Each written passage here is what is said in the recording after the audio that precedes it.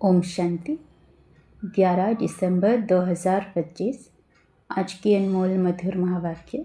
आज बाबा ने कहा, मीठे बच्चे, संगम युग पर तुम ब्राह्मण संप्रदाय बने हो। तुम्हें अब मृत्यु लोक के मनुष्य से अमर लोक का देवता बनना है। आज का प्रश्न, तुम बच्चे किस नॉलेज को समझने के कारण बेहद का संन्यास करते हो? उत्तर, तुम्हें ड्रामा की यथार्थ नॉलेज है। तुम जानते हो ड्रामा अनुसार अब इसे सारे मृत्यु लोक को भस्मीभूत होना है। अभी यह दुनिया वर्थ नोटे पेनी बन गई है, हमें वर्थ पाउंड बनना है। इसमें जो कुछ होता है वह फिर हूबहू कल्प के बाद रिपीट होगा। इसलिए तुमने इसे सारी दुनिया से बेहद का संन्यास किया है। गीत, आने वाले कल की तुम तकदीर हो। ओम शांति। बच्चों ने गीत की लाइन सुनी, आने वाला है अमर लोक, यह है मृत्यु लोक। अमर लोक और मृत्यु लोक का यह है पुरुषोत्तम संगम युग। अब बाप पढ़ाते हैं संगम पर, आत्माओं को पढ़ाते हैं। इसीलिए बच्चों को कहते हैं, आत्माभिमानी हो बैठो, यह निश्चय करना है। हमको बेहद का बाप पढ़ाते हैं। हमारी एम ऑब्जेक्टिव यह है, लक्ष्मी नारायण या मृत्यु लोक के मनुष्य से अमर लोक का देवता बनना है। ऐसी पढ़ाई तो कभी कानों से नहीं सुनी, ना किसी को कहते हुए देखा जो कहे, बच्चों तुम आत्माभिमानी हो बैठो। यह निश्चय करो कि बेहद का बाप हमको पढ़ाते हैं। कौन सा बाप? बेहद का बाप निराकार शिव। अभी तुम समझते हो हम पुरुषोत्तम संगम युग पर हैं। अभी तुम ब्राह्मण संप्रदाय बने हो, फिर तुमको देवता बनना है। पहले शूद्र संप्रदाय के थे, बाप आकर पत्थर बुद्धि से पारस बुद्धि बनाते हैं। पहले सतो प्रधान पारस बुद्धि थे, अब फिर बनते हैं। ऐसे नहीं कहना चाहिए कि सतयुग के मालिक थे। सतयुग में विश्व के मालिक थे। फिर 84 जन्म ले सीढ़ी उतरते उतरते सतो प्रधान से सतो रजो तमो में आए हैं। पहले सतो प्रधान थे तो पारस बुद्धि थे, फिर आत्मा में खाद पड़ती है। मनुष्य समझते नहीं। बाप कहते हैं तुम कुछ नहीं जानते थे, ब्लाइंड फेथ था। सिवाय जानने के किसी की पूजा करना व याद करना, उसको ब्लाइंड फेथ कहा जाता है। और अपने श्रेष्ठ धर्म श्रेष्ठ कर्म को भी भूल जाने से वह कर्म भ्रष्ट धर्म भ्रष्ट बन पड़ते हैं। भारतवासी इस समय देवी धर्म से भी भ्रष्ट हैं। बाप समझाते हैं, वास्तव में तुम हो प्रवृत्ति मार्ग वाले।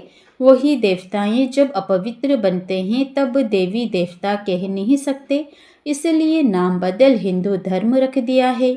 यह भी होता है ड्रामा प्लान अनुसार। सभी एक बाप को ही पुकारते हैं, हे पतित पावन आओ। वह एक ही गॉडफादर है जो जन्म मरण रहित है। ऐसे नहीं कि नाम रूप से न्यारी कोई चीज़ है। आत्मा का व परमात्मा का रूप बहुत सूक्ष्म है, जिसको स्टार व बिंदु कहते हैं। शिव की पूजा करते हैं, शरीर तो है नहीं। अब आत्मा बिंदी की पूजा हो ना सके, इसलिए उनको बड़ा बनाते हैं पूजा के लिए। समझते हैं शिव की पूजा करते हैं, परंतु उनका रूप क्या है वो नहीं जानते। यह सब बातें बाप इस समय ही आकर समझाते हैं। बाप कहते हैं तुम अपने जन्मों को नहीं जानते हो। 84 लाख योनियों का तो एक गपोड़ा लगा दिया है। अब बाप तुम बच्चों को बेट समझाते हैं।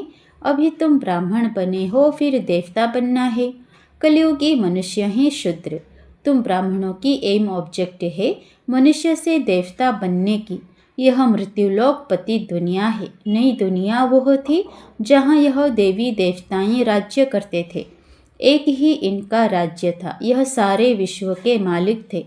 अभी तो तमो प्रधान दुनिया है, अनेक धर्म हैं। यह देवी देवता धर्म प्राय लोप हो गया है। देवी देवताओं का राज्य कब था, कितना समय चला, यह वर्ल्ड की हिस्ट्री ज्योग्राफी कोई नहीं जानते। बाप ही आकर तुमको समझाते हैं। यह है गॉड फादरली वर्ल्ड यूनिवर्सिटी, जिसकी एम ऑब्जेक्ट है अमर लोक का देवता बनना। इनको अमर कथा भी कहा जाता है। तुम इस नॉलेज से देवता बन काल पर जीत पाते हो। वहाँ कभी काल खा नहीं सकता, मरने का वहाँ नाम नहीं। अभी तुम काल पर जीत पहन रहे हो ड्रामा के प्लान अनुसार। भारतवासी भी 5 वर्ष या 10 वर्ष का प्लान बनाते हैं ना, समझते हैं हम राम राज्य स्थापन कर रहे हैं। बेहद के बाप का भी प्लान है राम राज्य बनाने का। वह तो सब हैं मनुष्य। मनुष्य तो राम राज्य स्थापन कर ना सके। राम राज्य कहा ही जाता है सतयुग को। इन बातों को कोई जानते नहीं है। मनुष्य कितनी भक्ति करते हैं, जिस्मानी यात्राएं करते हैं। दिन अर्थात सतयुग त्रेता में इन देवताओं का राज्य था। फिर रात में भक्ति मार्ग शुरू होता है।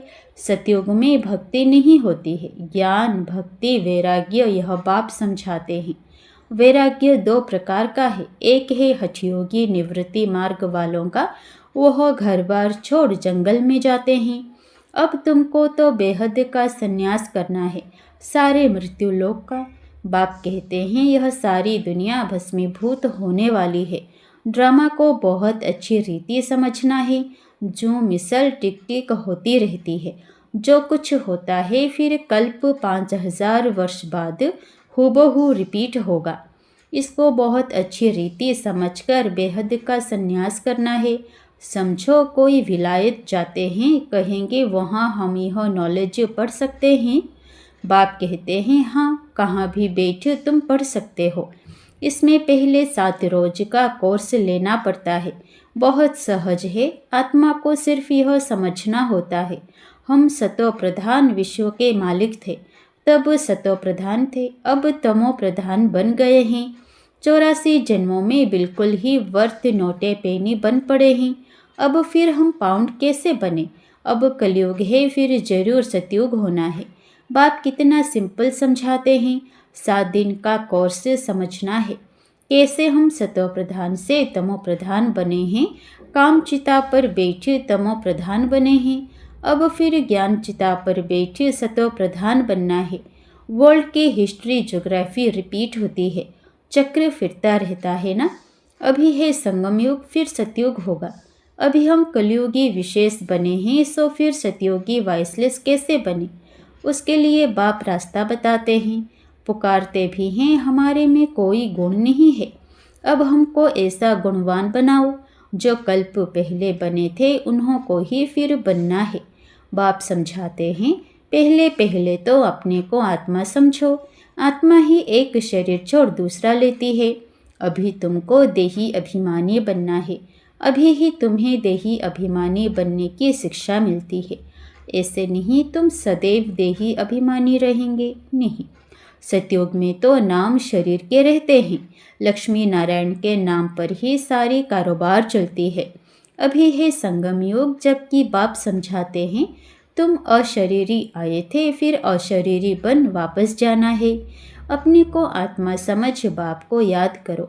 यह है रूहानी यात्रा। आत्मा अपने रूहानी बाप को याद करती है। बाप को याद करने से ही पाप भस्म हो जाएंगे। इनको योग अग्नि कहा जाता है। याद तो तुम कहाँ भी कर सकते हो, 7 रोज में समझाना होता है। यह सृष्टि चक्र कैसे फिरता है, कैसे हम सीढ़ी उतरते हैं।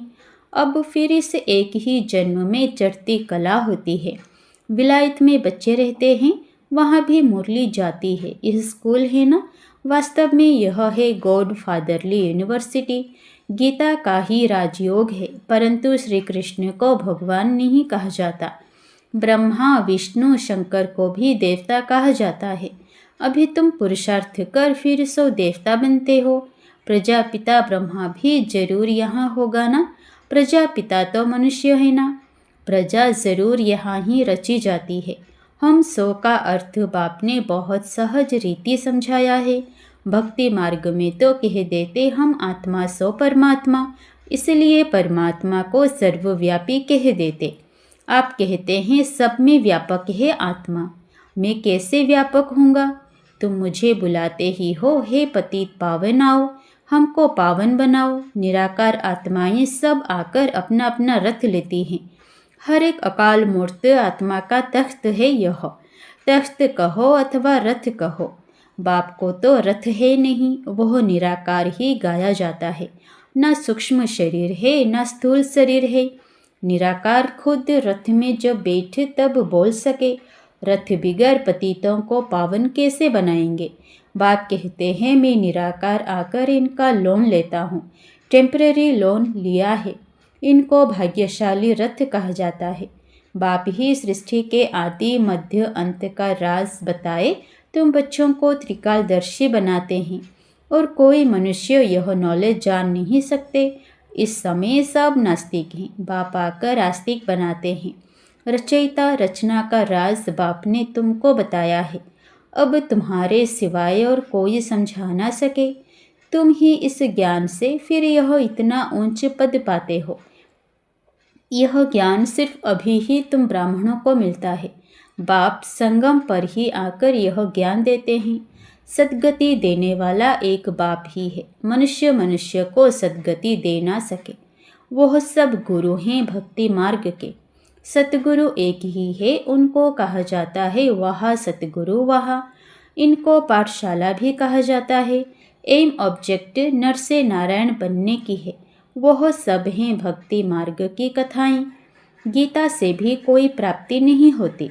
बाप कहते हैं मैं तुम बच्चों को सम्मुख आकर पढ़ाता हूँ, जिससे तुम यह पद पाते हो। इसमें मुख्य है पवित्र बनने की बात। बाप की याद में रहना है, इसी में ही माया विघ्न डालती है। तुम बाप को याद करते हो अपना वर्षा पाने के लिए। यह नॉलेज सब बच्चों के पास जाती है। कभी भी मुरली मिस ना हो। मुरली मिस हुई गोया एब्सेंट पड़ जाती है। मुरली से कहाँ भी बैठे रिफ्रेश होते रहेंगे। श्रीमत पर चलना पड़े। बाहर में जाते हैं तो बाप समझाते हैं पवित्र जरूर बनना है, वैष्णव होकर रहना है। वैष्णव भी दो प्रकार के होते हैं। वैष्णव वल्लभाचारी भी होते हैं, परंतु विकार में जाते हैं। पवित्र तो है नहीं। तुम पवित्र बन विष्णुवंशी बनते हो। वहाँ तुम वैष्णव रहेंगे, विकार में नहीं जाएंगे। वह है अमर लोक, यह है मृत्यु लोक। यहाँ विकार में जाते हैं। अभी तुम विष्णुपुरी में जाते हो, वहाँ विकार होता नहीं। वह है वाइसलेस वर्ल्ड। योग बल से तुम विश्व की बात सही लेते हो। वह दोनों आपस में लड़ते हैं, माखन बीच में तुमको मिलता है। तुम अपनी राजधानी स्थापन कर रहे हो। सभी को यही पैगाम देना है। छोटे बच्चों का भी हक है। शिव बाबा के बच्चे हैं ना, तो सबका हक है। सबको कहना है अपने को आत्मा समझो। माँ बाप में ज्ञान होगा तो बच्चों को भी सिखाएंगे। शिव बाबा को याद करो, सिवाय शिव बाबा के दूसरा ना कोई।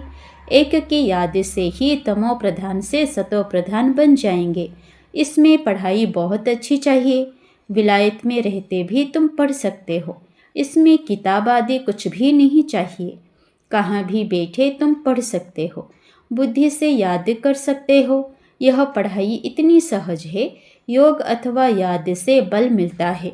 तुम अभी विश्व का मालिक बन रहे हो। बाप राजयोग सिखाकर पावन बनाते हैं। वह है हठ योग, यह है राजयोग। इसमें परहेज बहुत अच्छी रीति चाहिए। इन लक्ष्मी नारायण जैसा सर्वगुण संपन्न बनना है ना, खान पान की भी परहेज चाहिए। और दूसरी बात, बाप को याद करना है तो जन्म जन्मांतर के पाप कट जाएंगे। इसको कहा जाता है सहज राजयोग। राजाई प्राप्त करने के लिए अगर राजाई ना ली तो गरीब बन जाएंगे। श्रीमत पर पूरा चलने से श्रेष्ठ बनेंगे। भ्रष्ट से श्रेष्ठ बनना है, उसके लिए बाप को याद करना है। कल्प पहले भी तुमने ही यह ज्ञान लिया था जो फिर अब लेते हो। सतयुग में और कोई राज्य नहीं था, उसको कहा जाता है सुखधाम। अभी यह है दुखधाम, और जहाँ से हम आत्माएं आई हैं वह है शांति धाम। शिव बाबा को वंडर लगता है दुनिया में मनुष्य क्या क्या करते हैं। बच्चे कम पैदा हो उसके लिए भी कितना माथा मारते रहते हैं। समझते नहीं यह तो बाप का ही काम है। बाप झट एक धर्म की स्थापना कर बाकी सब अनेक धर्मों का विनाश करा देते हैं एक धक से। वो लोग कितनी दवाइयाँ आदि निकालते हैं पैदाइश कम करने के लिए। बाप के पास तो एक ही दवाई है, एक धर्म की स्थापना होनी है। वह समय आएगा सब कहेंगे यह तो पवित्र बन रहे हैं, फिर दवाई आदि की भी क्या दरकार है। तुमको बाबा ने ऐसी दवाई दी है मनमना भव की, जिससे तुम 21 जन्मों के लिए पवित्र बन जाते हो। अच्छा, मीठे मीठे सिकिलधे बच्चों प्रति माता पिता बाप दादा का याद प्यार और गुड मॉर्निंग। रूहानी बाप की रूहानी बच्चों को नमस्ते।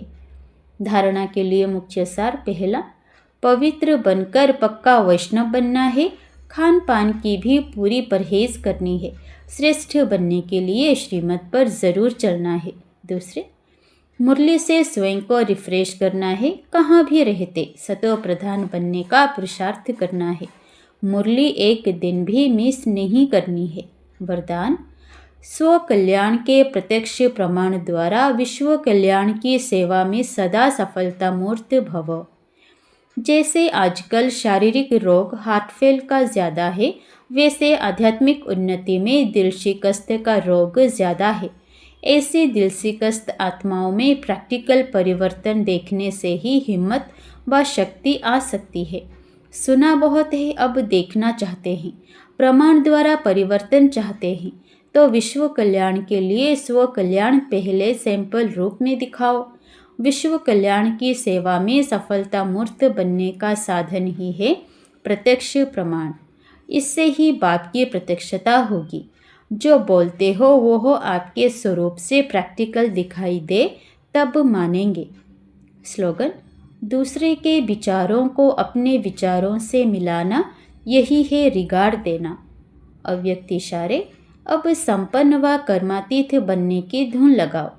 कर्मातीत बनने के लिए चेक करो कहाँ तक कर्मों के बंधन से न्यारे बने हैं। लौकिक और अलौकिक कर्म और संबंध दोनों में स्वार्थ भाव से मुक्त कहाँ तक बने हैं।